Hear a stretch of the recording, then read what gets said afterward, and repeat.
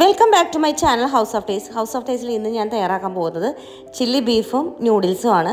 അപ്പോൾ chilli chicken പോലെ തന്നെ എല്ലാവരും ഇഷ്ടപ്പെടുന്ന ഒരു ഐറ്റമാണ് ചില്ലി ബീഫ്. അതിനായിട്ട് ഞാനിവിടെ 1/2 കിലോ ബീഫ് എടുത്തിട്ടുണ്ട്. അത് ഫസ്റ്റ് തന്നെ മാരിനേറ്റ് ചെയ്യാനായിട്ട് വയ്ക്കാം. അതിനായിട്ട് കുരുമുളക് പൊടി, പിന്നെ ഉപ്പ് ആവശ്യത്തിന്, പിന്നെ 3 മുട്ട. ഇവിടെ ഞാൻ 1/2 കിലോയാണ് എടുത്തിട്ടുള്ളത് ബീഫ്. അപ്പോൾ 1/2 കിലോ ബീഫിന് 3 മുട്ടയുടെ വെള്ളയാണ് ഞാനിവിടെ ആഡ് ചെയ്തിട്ടുള്ളത്. ബീഫ് നുറുക്കുമ്പോൾ ശ്രദ്ധിക്കണം, ഭയങ്കര സ്ലൈസായിട്ട് അരിയണം. തിന്നായിട്ടുള്ള കഷ്ണങ്ങളായിട്ടാണ് ഇവിടെ ബീഫ് ഞാൻ നുറുക്കി വെച്ചിട്ടുള്ളത്. 3 ട്രിപ്പായിട്ടാണ് ഞാനിവിടെ ബീഫ് ഫ്രൈ ചെയ്തെടുത്തിട്ടുള്ളത്. മാരിനേറ്റ് ചെയ്ത് ഡിപ്പ് ചെയ്തതിന് ശേഷം അത് പെട്ടെന്ന് തന്നെ വറുത്തെടുക്കണം. ഇനി നമുക്ക് അതിനാവശ്യമായ സോസ് തയ്യാറാക്കാം. സോയാ സോസ്, ടൊമാറ്റോ കെച്ചപ്പ്, പഞ്ചസാര, ഹണി, ഇതെല്ലാം നന്നായി ചേർത്ത് മിക്സ് ചെയ്തതിന് ശേഷം നമുക്ക് ജസ്റ്റ് ഒന്ന് ടേസ്റ്റ് ചെയ്ത് നോക്കാം. അതിൻ്റെ മധുരം പാകത്തിനാണോ എന്ന് നോക്കിയതിന് ശേഷം, മധുരം കൂടുതൽ ആവശ്യമുള്ള ആൾക്കാർക്ക് മധുരം കൂടുതൽ ആഡ് ചെയ്യാം.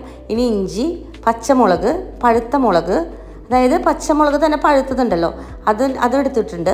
ഇനി ഇഞ്ചി, വെളുത്തുള്ളി, പച്ചമുളക്, പഴുത്ത പച്ചമുളക്, ഇതെല്ലാം ജസ്റ്റ് ഒന്ന് എണ്ണയിലിട്ട് മൊരിഞ്ഞതിന് ശേഷം, ഇവിടെ സൺഫ്ലവർ ഓയിലാണ് ഞാൻ എടുത്തിട്ടുള്ളത്.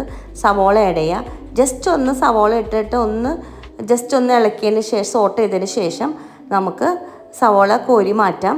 ഇനി നമുക്ക് ബാക്കി വരുന്ന കുറച്ച് എണ്ണയിൽ നമുക്ക് ഈ സോസ് ഉണ്ടാക്കിയത് അതിനകത്തോട്ട് സിമ്മിലിട്ടിട്ട് ജസ്റ്റ് ഒന്ന് ഇളക്കി അതൊന്ന് വറ്റി വരുമ്പോൾ അതിനകത്തോട്ട് കുറച്ച് കോൺഫ്ലവർ, 2 പിഞ്ച് കോൺഫ്ലവറും കൂടി ആഡ് ചെയ്തതിന് ശേഷം, ക്യാപ്സിക്കം കൂടി ഇട്ടതിന് ശേഷം, സവോളയും ക്യാപ്സിക്കം കൂടി ഇട്ടതിന് ശേഷം, വറുത്ത് വെച്ചിട്ടുള്ള ബീഫിൻ്റെ കഷ്ണങ്ങളും കൂടി ആഡ് ചെയ്തതിന് ശേഷം നമുക്കിത് ഒരു പാത്രത്തിലേക്ക് സെർവ് ചെയ്യാം.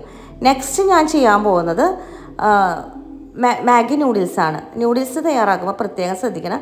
നൂഡിൽസ് ഞാൻ വെള്ളത്തിൽ ആവശ്യത്തിന് ഉപ്പും ചേർത്തിട്ട് നൂഡിൽസ് ഞാൻ വേവിച്ച് ഓൾറെഡി വെച്ചിട്ടുണ്ടായിരുന്നു. അതിൽ വേവിക്കുമ്പോൾ പ്രത്യേകം ശ്രദ്ധിക്കണം. വെന്ത വശം നമ്മൾ ഊറ്റിയെടുത്തതിന് ശേഷം അതിൻ്റെ മുകളിലേക്ക് കുറച്ച് തണുത്ത വെള്ളം ഒഴിക്കണം. അപ്പോൾ നമുക്കത് ജസ്റ്റ് ഇങ്ങനെ സ്റ്റിക്കി ആയിട്ട് ഇരിക്കില്ല.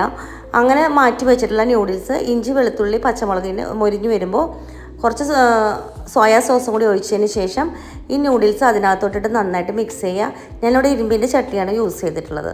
ഇനി നമുക്ക് നന്നായിട്ട് നല്ല സെർവ് ചെയ്യാനായിട്ട് ഒരു ബൗളിലേക്ക് മാറ്റാവുന്നതാണ്. അപ്പോൾ നല്ല അടിപൊളി ടേസ്റ്റാണ്. എല്ലാവരും ട്രൈ ചെയ്യുക. Thank you.